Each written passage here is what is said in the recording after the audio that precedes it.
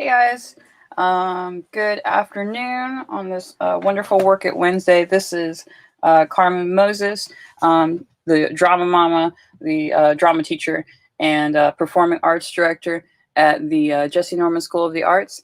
Today I've got some fun, exciting stuff for you. We're going to talk a little bit about light color theory, and hopefully in a future lesson we can get into the school and take a look at the light board.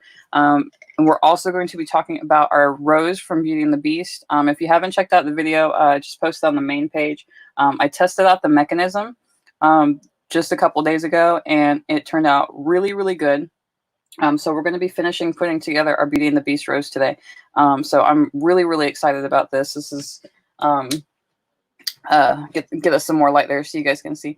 But we're going to talk more about how this was created and basically just keep on going. We've got the base of our dome painted, and we are going to be attaching this today. And hopefully by the end of the day, we're going to have this floating in the dome, ready to drop some petals. So it's pretty exciting. So any Beauty and the Beast fans out there, I should be posting an instructional video on this as soon as I'm finished as well. So if anyone wants to create their own Beauty and the Beast rose, or if you've got a play coming up, or you want to do Beauty and the Beast as a musical, when the fog is lifted and we return back to the world, we're going to show you how this works today. So the first thing I want to talk about is light color theory, because a lot of people don't know about color theory, and then light color theory is actually different than pigment color theory. Now, pigment color theory, we're talking about, mixing paint. Light color theory is different because we're dealing with wavelengths. So we're going to check that out here real quick. And found this. This is colorsyouneed.com. So let's talk a little bit about light color theory. Now, I'm not going to make you read all this text. I'm going to read you a little bit and explain. So there's three different types of color mixing. One of them is additive, which is our lights, and the others are subtractive. When we're mixing pigments, we think of pigment as being additive because you're adding paint, but what you're taking away is light. So we're actually not discussing the actual pigment in the paints or the actual colors in the lights. We're only talking about wavelengths when we're talking about additive and subtractive. My students laugh at me because I tell this story sometimes when we're talking about light color theory and techniques, but I actually went to a blog, and it was a professional photography blog that had them reversed, but there was no comment section, and I really desperately wanted to email this person and be like, look, I took color theory, I'm a color nerd, you got it wrong. It's actually this way, because this seems the light color theory seems subtractive, but it's actually additive. So we'll go ahead and go over this real quick, and then we'll get to our rose mechanism.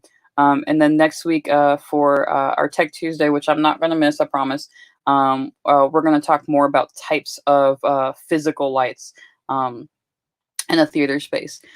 So looking at this right here, our light. Light is made up of color vibrations or wavelengths. If we want to get really scientific, every color has a particular wavelength.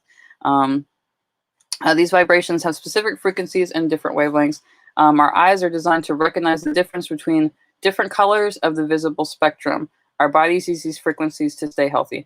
I'm not sure about the health benefits of light, so if anyone has any insight on that, please let me know, because I'm ready to try anything at this point.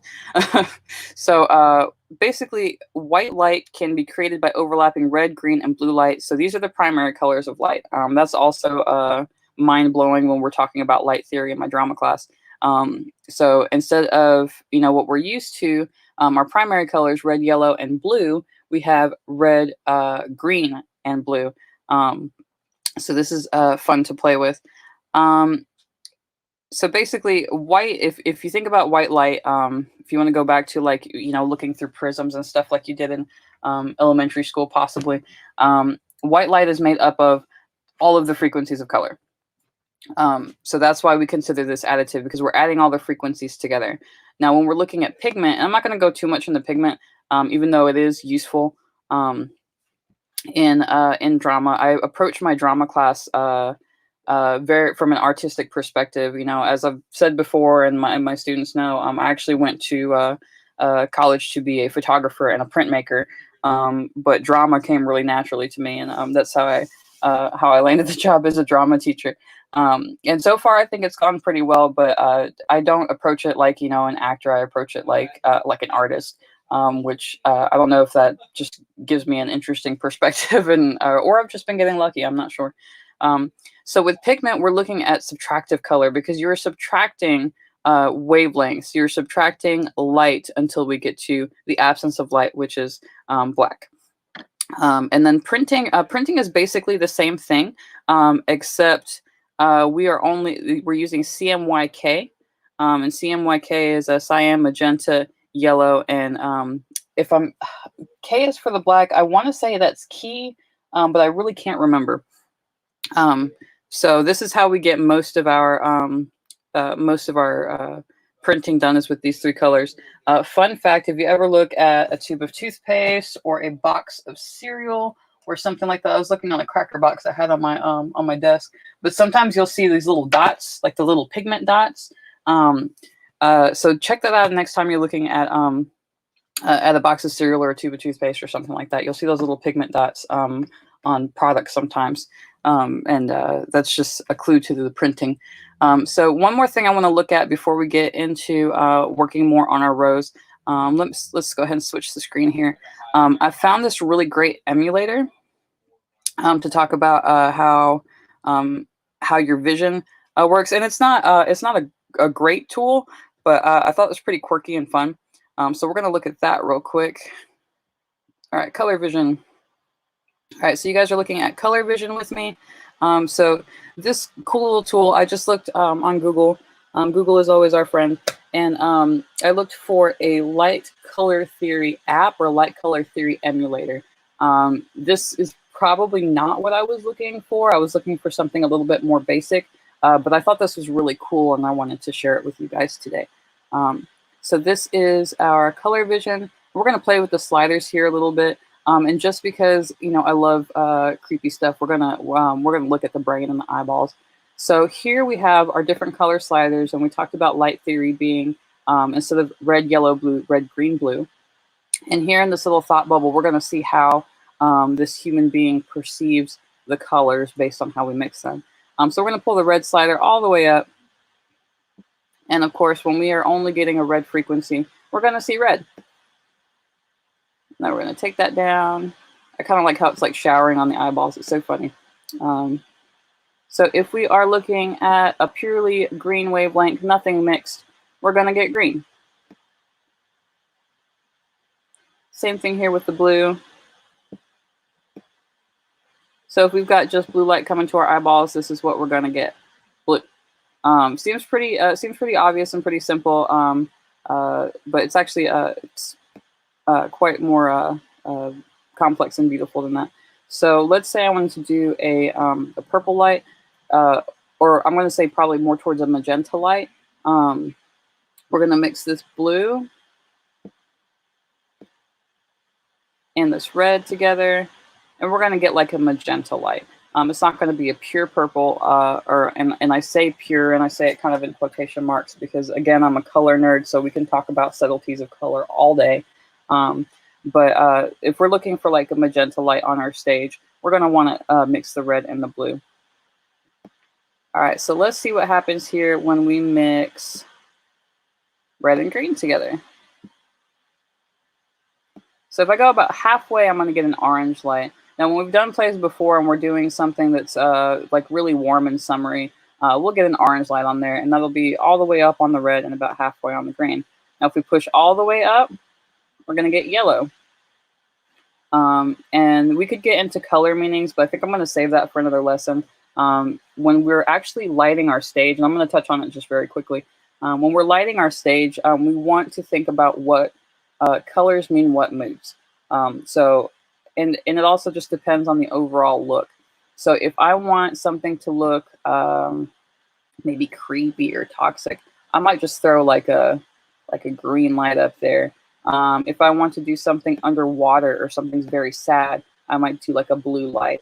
It all depends on context, on the play that you're doing, and on the overall look that you're trying to achieve.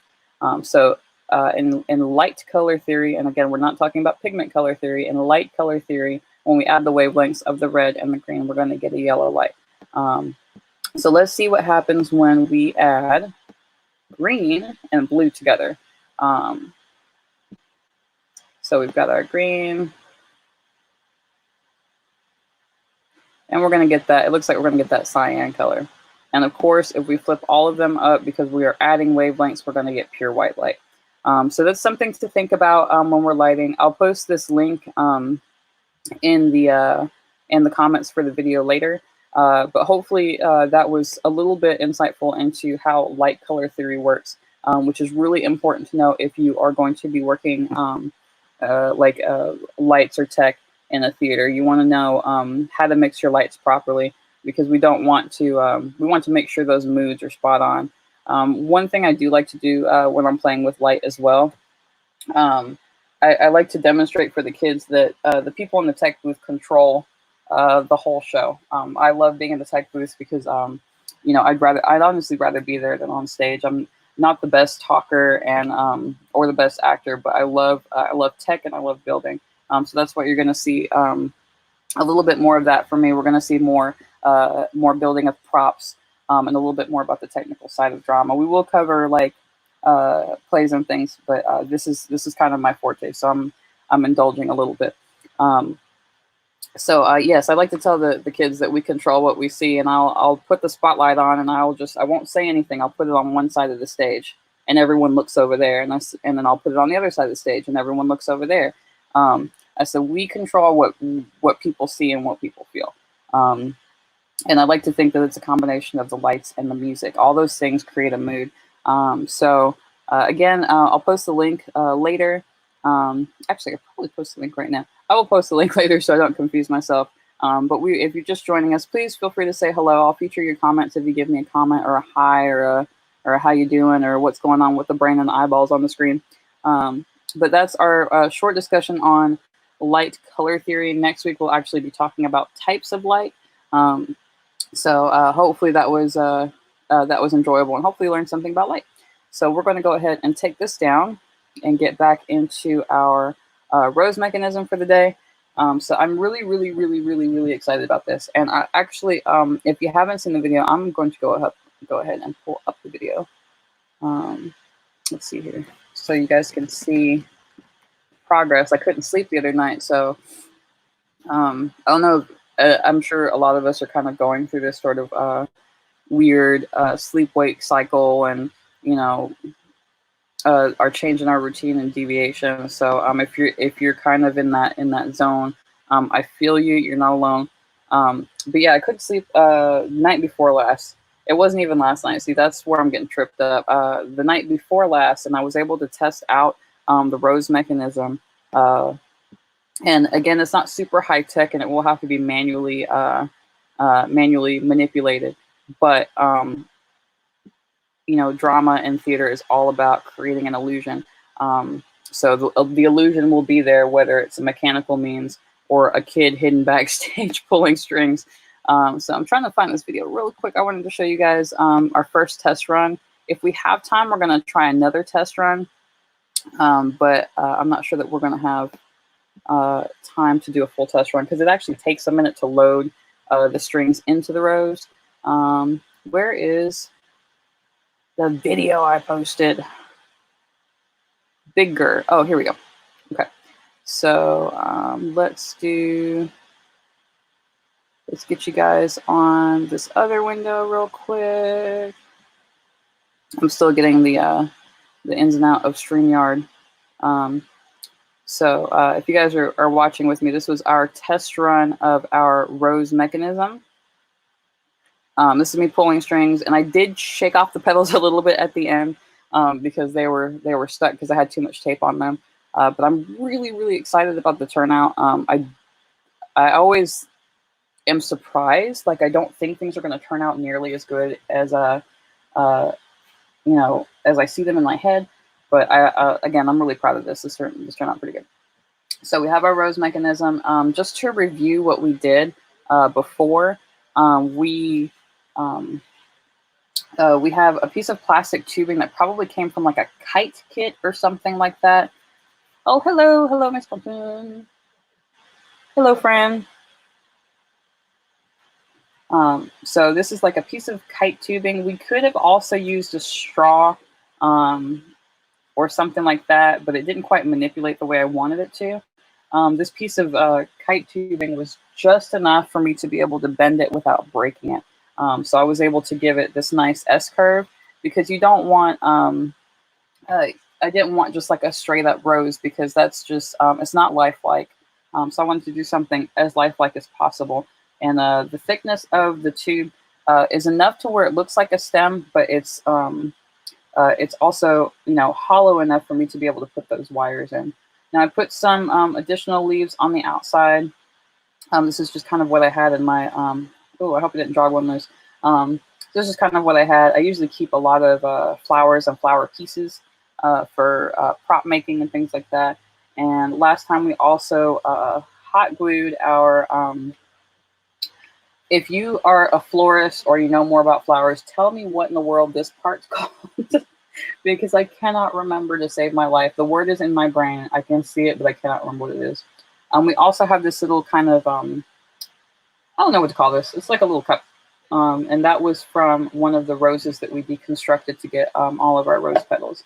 And it wasn't super easy to glue, so I had to do a preliminary gluing and then just really, really pile on the hot glue just to give it some stability. So looks pretty stable to me.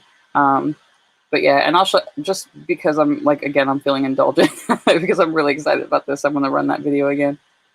Is it running? Are we doing the thing? All right, it doesn't look like it's doing the thing. It's okay.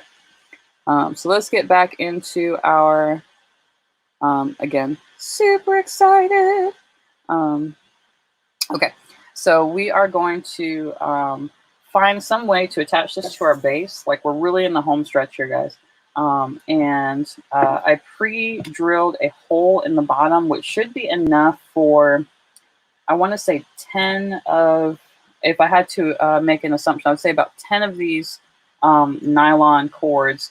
You can use fishing line. This is nylon beading cord, which you can get at like Walmart and craft stores. So this is Jewelry Designer, great for crafting and jewelry, nylon monofilament, aka fishing line. Actually, I don't know, fishing line might be a little bit thicker. So if you know anything about fishing line, correct me if I'm wrong here, but I feel like this is probably thinner than fishing line. So this hole should be enough for us to put about, I want to say about 10 of those in there. I practiced with about 6 on the video that we just saw when I was loading the rose for the first time. So there's that, and then I also just screwed a small screw in there just to give us a base and something that we can work with. I've done some wire sculptures before, and I'm not saying that they're the best sculptures in the world, but this is usually how I start. I have a piece of wood, I drill a nail in it, and everything comes from that. I've also got 16 gauge wire. I don't know why 16 gauge is just my favorite. It's like bendable, but not too bendable. So this is what we're going to use to get our rose up and floating. And then, of course, we have our floral tape here. Our floral tape will help us attach this wire to this rose without it being super duper obvious. Now, I did have a piece of gold wire here. For this purpose, it doesn't really matter what we use. What matters is just how well it's going to hold, because we're going to actually cover this part up. I think I'm going to go with the silver just for matching purposes, but it honestly doesn't matter what color you use. You just want like a nice middle of the road gauge. So you don't want anything too thin to where you put your rose on it and it's going to bend, and you don't want anything too thick that's going to be too hard to manipulate. Now, if I didn't have this, my next step would probably be to find a wire hanger, but that's going to be a lot harder to manipulate. So we're going to get our wire cutters here. Wherever it was that I put my wire cutters, this is like the perpetual problem with me. I have so many storage spaces for everything that I can't find anything half the time.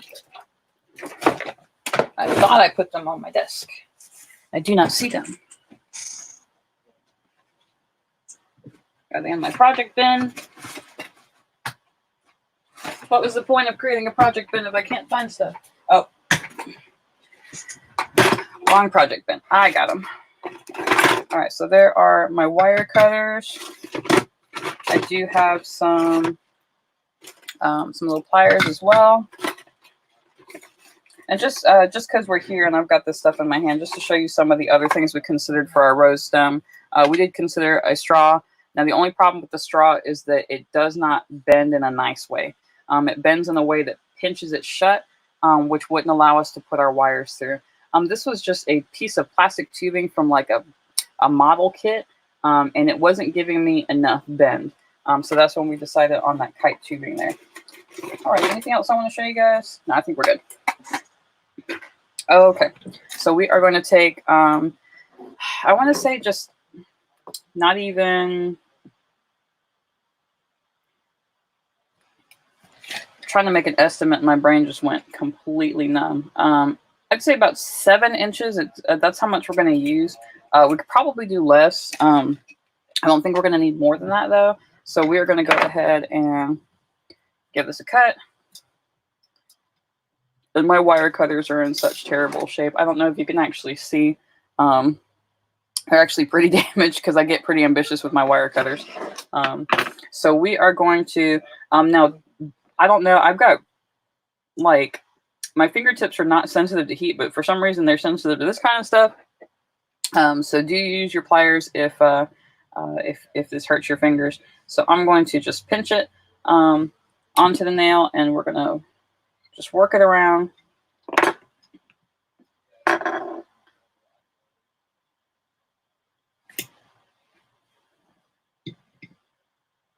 All right, I'm gonna work it around this nail here. And just because I'm super extra and I like things super secure, I'm gonna give it one more twist and put it up. So now we have, I don't know if you can see that really well, but we have a fairly stable place to put our rose now. And a lot of times I like to do things just by feeling. So I'll look at it, and if it feels right, we're probably in good shape. Now we're going to have it float just a little bit. And of course we have, I don't know if you can see this. Hold on, let me, I've got a little dialog box there. So we need to make sure that we're keeping the height of our dome in mind as we're doing this, because we don't want to go too high, and we also don't want it to go too low either. I accidentally cut this a little bit shorter than I intended to, so I'm going to make up for that with the wire. Now the wire is not going to go inside because that is going to create a problem with room in our actual tubing for our wires. So what we want to do is we want to we're going to floral tape it to the outside. So let's see here. Just kind of looking at it and thinking, trying to see how high I should put this wire up without having to tape too much, especially over the leaves. We probably should have waited on the leaves, to be honest, but I get really excited about stuff and I just kind of go ahead. All right, so this part's going to be a little tricky because our floral tape, as we discussed earlier, floral tape doesn't work like regular tape. If you pick up floral tape, you're like, this isn't even sticky. What is it doing? You have to stretch it just a little bit to get it to stick. So basically what I'm going to try to do is I'm going to stretch it while holding the rose. Or actually, I was just looking at my desk and ta-da! We're going to see if this will help us out a little bit. So I'm going to go ahead and clamp this here. Use your resources. It is not cheating. It's using your resources. So I'm going to kind of clamp it at the height that I want it. And I know you guys can't see me right now, but I'm kind of just ducking down a little bit so I can look directly at the height and make a comparison there. So I'm going to, boop, I'm going to clip where I think it needs to go. I'm actually going to put it down just a teeny tiny bit lower. Okay. And we're going to try to get this, we're going to try, when I say try, that's all I mean is try. We're going to try to stabilize this just a little bit. maybe. I swear it was working a minute ago. All right, so we are going to switch gears a little bit, and I'm actually going to go ahead and twist this wire a little bit around the stem and see if that will help us out, because this thing's a little off the chain right now. Do people still even say that? Do they still say off the chain? I don't know. Okay, so not great, but stable enough for me to be able to tape it. Okay. And if you can't see what we're working on, we are working on the Beauty and the Beast rose. If you haven't checked out the main page, I posted a video not too long ago about showing the first test run of our rose mechanism. And if you're just joining us, all we've done is get a piece of plastic tubing, glue some different floral parts to it, and then get some nylon filament to go through it. So this part's probably going to take a minute. If anyone's seen any good movies or wants to talk about anything or has any questions, these are great times to ask questions, unless you're just that fascinated by watching me struggle with floral tape. Ugh. So grody. All right. Okay, so we're just very, very carefully floral taping our rose to our wire and our base. And the floral tape is twofold. It is to, of course, get things in place, and it's also to disguise our wires here. Whew, I think I'm gonna do this in pieces. I don't know why, but I hate the way floral tape feels on my fingers. Okay. Like any other tape does not bother me. It's floral tape. I'm like, for some reason, it just grosses me out. All right, we're gonna stretch. And with floral tape, you want to stretch pretty hard, but not so hard that you're consistently breaking. You just want to be firm with it. Okay.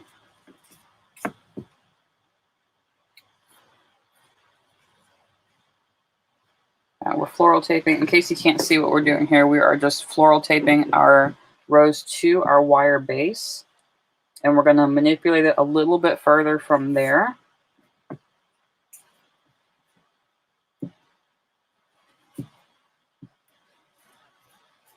This is like my favorite thing to do. I can just sit and make props and work on technical things all day, paint sets.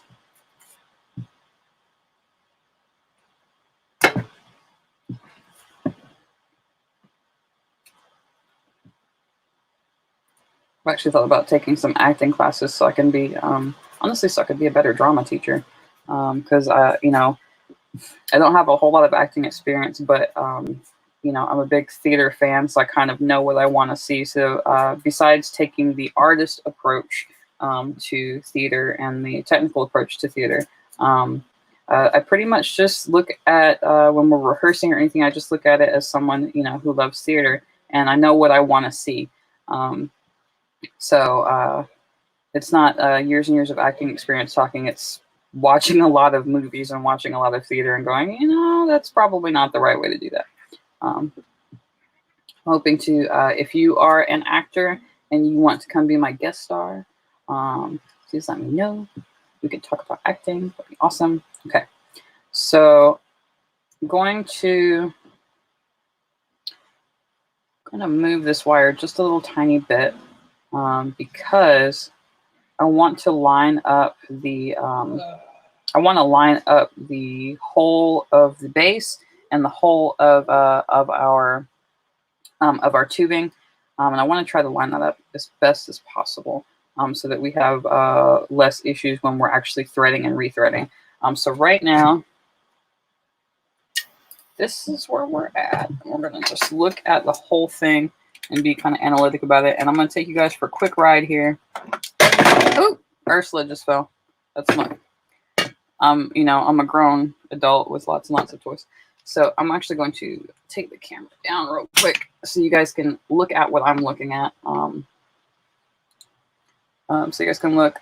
We are trying to straighten it out so it doesn't feel so so much like we're going on a roller coaster right here. And of course, we have Roz. Roz joins me for everything. Wazowski, where's your paperwork, Wazowski? So Roz is always here. If you haven't been keeping up with the joke there, that's what my kids apparently think I sound like. So very funny guys. So I got a Roz pop figure. But anyways, back to what we're looking at here. So our rose dome, we have our bejeweling, and that's about the height that our rose is, and I think that's a pretty good height. I don't feel like it needs to go a whole lot higher than that because I don't want it to be too close to the top here. But just so you guys see what I'm saying. So I'm going to take you for another ride real quick while I clamp my camera back up. Trying to see if there's something more interesting for you guys to look at. And no, I don't think I have a good window up. So I'm going to take you guys for a ride here real quick while I get you back up on my rig here. All right, there we go. Trying to get it back exactly where it was. There we go. All right, cool.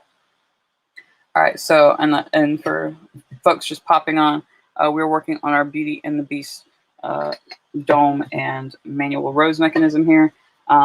Really excited about this dome. I had to stop myself because I could put rhinestones on lots of things all day. And I see that there's some spots where I might want to throw a couple more, but I'm going to be good and I'm not going to go too far into that. So here we have our floating rose floating above the base. Now I do want to conceal a little bit of what's going on. So later on, I'm probably going to get a piece of fabric to like a nice velvety, pretty piece of fabric to just kind of cover this bottom part. This wire actually worked a lot better than I thought it was going to because I had a couple different ideas sketched out on how I wanted to do this. Go ahead and grab my whiteboard here. Markers. Okay. So yeah, we had a couple different ways I was considering doing this bottom part. So we have our very poorly drawn dome, our very poorly rendered rhinestones, and we have our base. And I did sketch this out before I started. I think that sketch is still sitting in my classroom because we actually ordered and started this dome before we got where we are right now. So there were a couple different things I considered. I considered putting it on a wood block and covering that. I considered just using like a cardboard. Really, any material would have worked, I think. I have a lot of wire because I know how, I make jewelry sometimes. So, I've learned to manipulate wire. So I just have a ton of it. And as I clean my studio, I found like 2 or 3 more spools of this stuff. So I'm really, really excited about some different wire projects I can get done while we are distancing. So yes, so we are looking at our mechanism here, and just to show you what the original sketch looked like. The original sketch is again sitting in my classroom. But we have our rose here. I'm going to put the little rose cup right there. I don't know what else to call that part, honestly, so it's just going to be a little cup. And we have our wire, and our wire is snaking up through our rose. We just covered it in floral tape. And the way it is going to work is that we are going to feed the nylon filament through the tubing and through the top, and they're going to be very, very gently but firmly scotch taped to our petals. And scotch tape is, I don't know why I settled on scotch tape. It has just the right amount of sticky versus non-sticky, so that's why we're going to use scotch tape. So each monofilament line is going to be stuck to a rose petal very lightly with tape, and it's going to go through the tubing and out the bottom of the base. We're going to actually attach this whole system to a pillar. So this will be on top of, I need my other whiteboard. Where's my second whiteboard? I usually flip through whiteboards pretty quickly. I'll just draw it here on the side. So we're actually going to have this whole rig on top of a pillar that will be open in the back. So the front will be decorated in some sort of lovely French fashion. The back will be completely open. And I know my 3D drawing is really, really bad on this whiteboard. I promise I can draw. I did go to art school, but this is a whiteboard.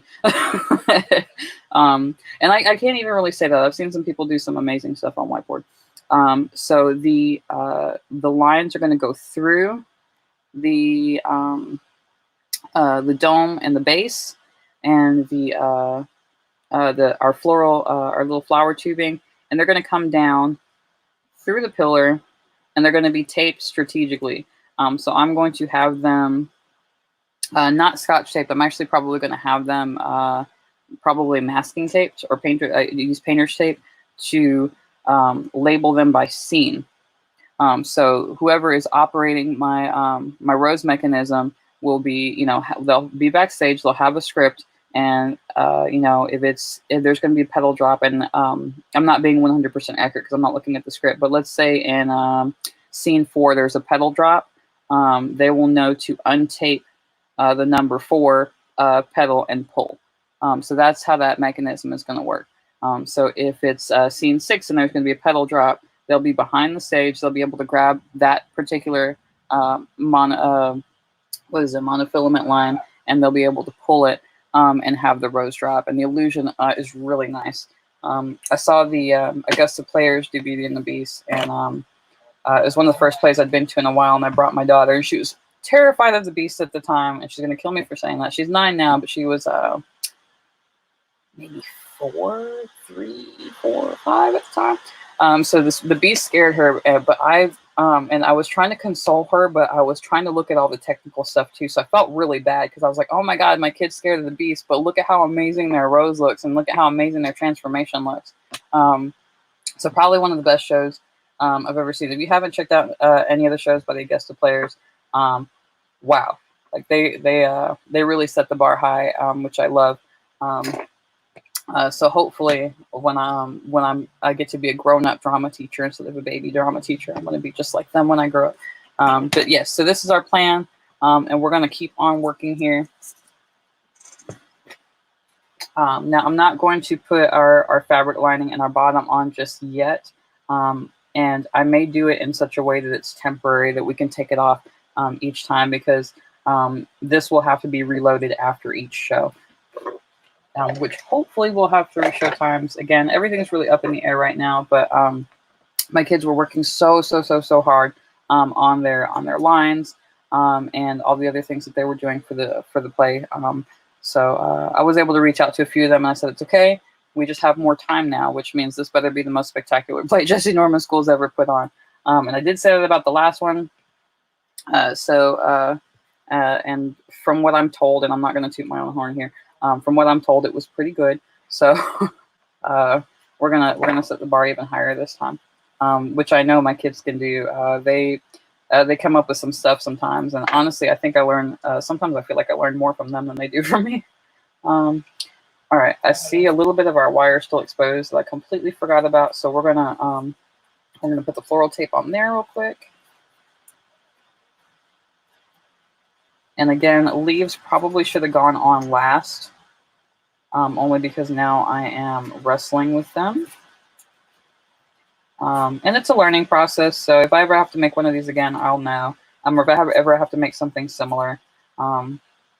So one of the things that I took away from being in art school was just try stuff, We're always so worried about, well, what if it doesn't work? What if I look dumb? What if this looks dumb? But really, honestly, it's just about trying. You just got to try, and you just got to, I wouldn't say be fearless, because fear keeps us somewhat safe. But I will say be courageous. So, I think we've talked about this in my class, in my classes with my students at some point, that courage is not the absence of fear. It's, knowing that you're afraid and going, well, we're going to do this anyways, to an extent. All right, cool. So we have our stem floral taped, And we are going, let me see how much time we have. We have about 20 minutes left. I'm going to see if we can get this loaded to look at it. If not, we'll probably do this either Friday or next week. So I did put a couple of petals together with some hot glue to create the center part, because that's going to be really, really hard for us to continually reload. So this is going to go here, and each one of these petals are going to be attached to a line.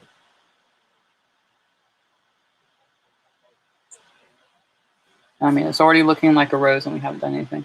I don't think we can do a full load on this, but I just wanted you to look at it. So as the lines are pulled, the petals are going to pop off. So let's give it a shot. I was able to get, like I said, a successful pull on it before. Semi-successful. I did shake the petals off a little at the end. And it looks like I'm going to have to go to my classroom at some point to get my tape dispenser, because all I have are these like solo rolls of Scotch tape at my house, which just shows you how much I use Scotch tape in my house. My daughter actually uses more Scotch tape than I do for crafts and stuff. But just try to. There's got to be a tape dispenser in this house somewhere. I was looking at some of the stuff I've been kind of hauling back and forth, and I had actually, my office turned into a storage room for a little while.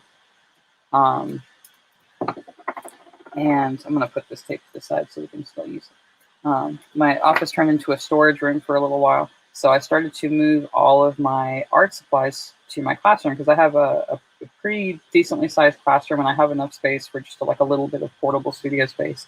But when we decided to close for the pandemic and the social distancing and all that, I had to start moving things back to my house. So that's been fun. So I feel like I'm in a perpetual state of, is that in my classroom or in my house?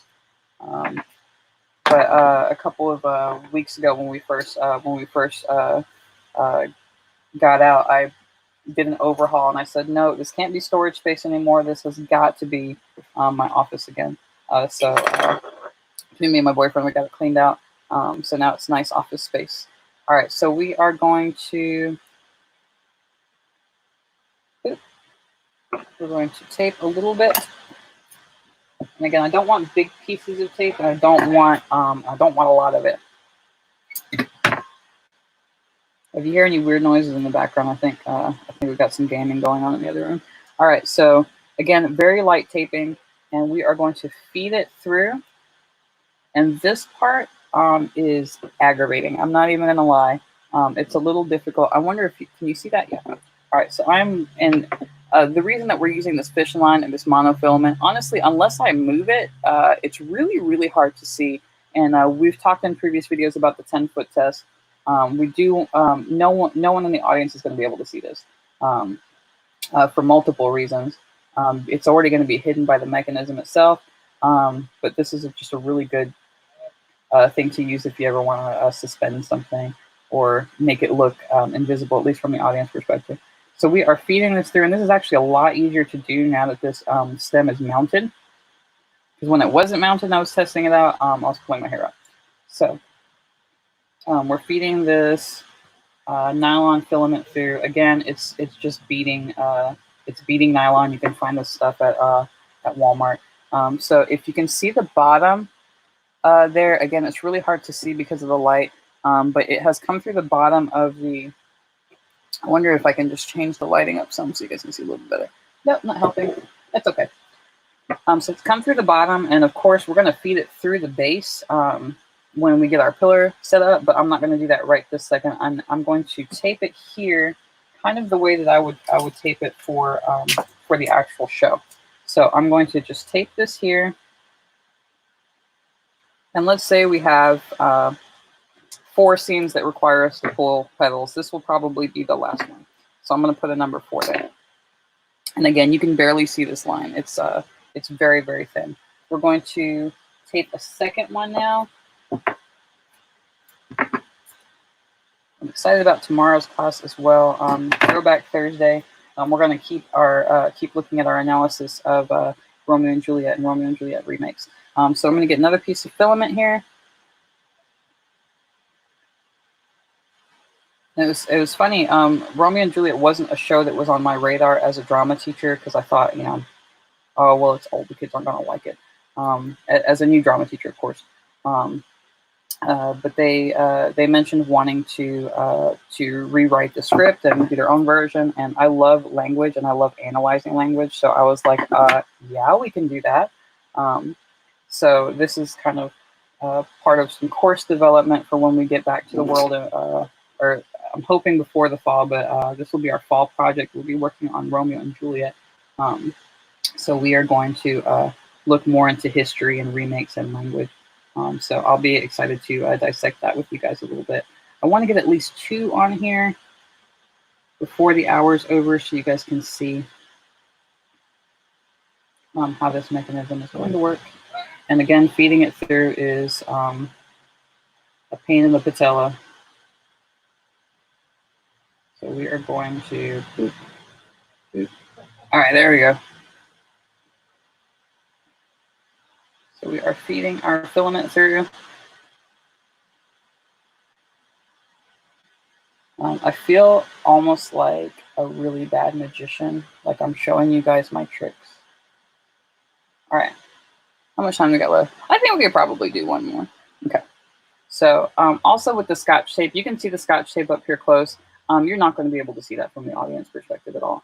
If I can find like a red washi tape or something like that, I may use that just for giggles, but no one's going to be able to see that Scotch tape from the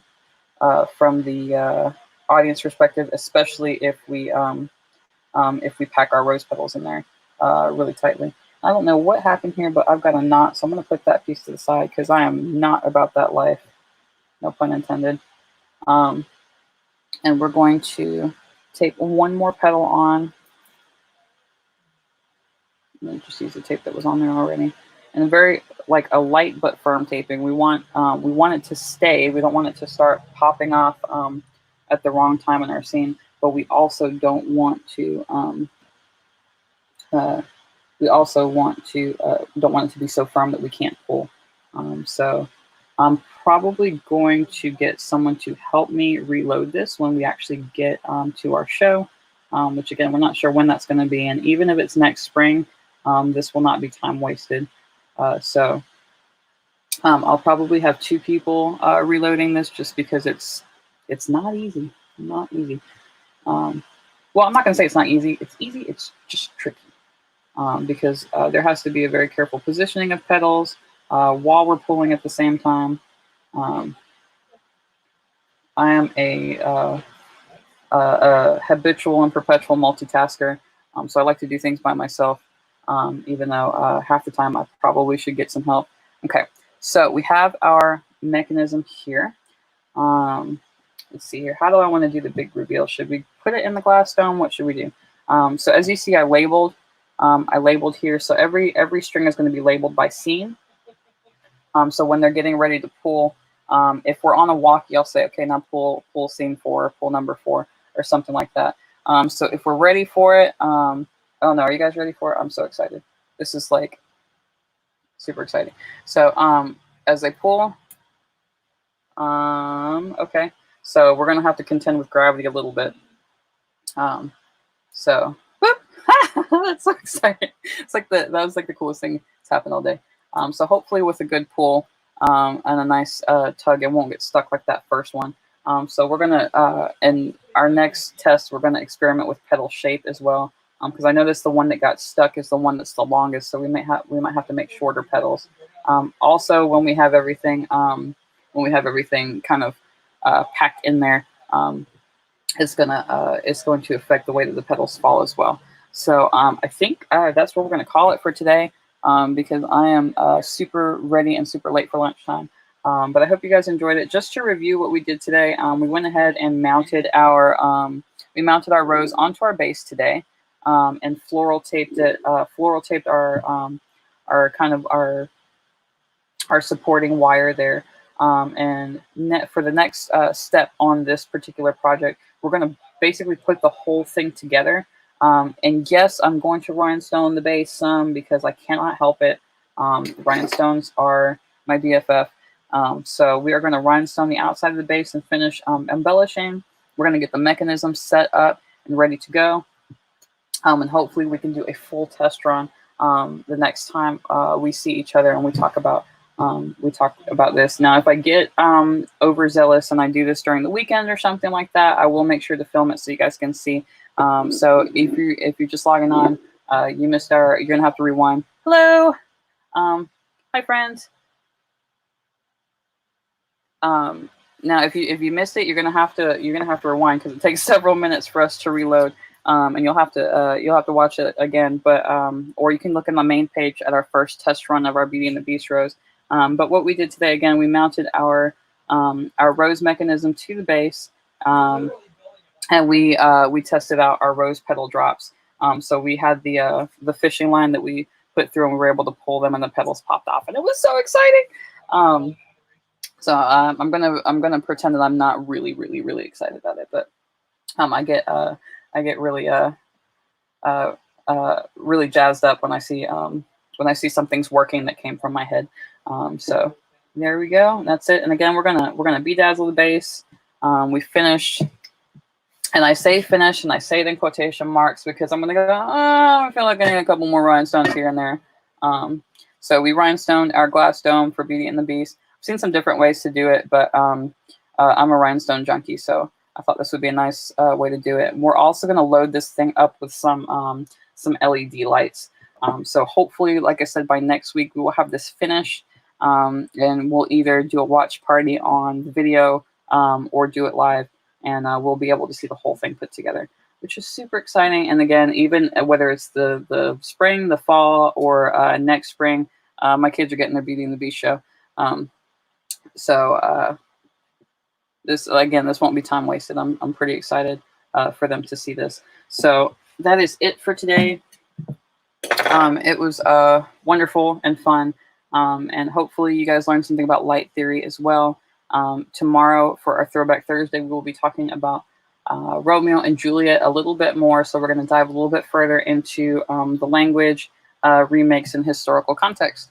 But anyways, please stay safe out there, guys. If anyone needs anything, let us know. I know it's really hard for everyone right now, but I think the thing that's going to get us through is definitely going to be as much compassion and sweetness as we can get together. So be kind to each other. Isn't that Ellen's line? I think that might be Ellen's line. Anyways, be kind to each other and enjoy the rest of this very beautiful day. Get outside, but not in public. Get some vitamin D. And then we will work on this more later. All right. Have a great day, guys. Bye.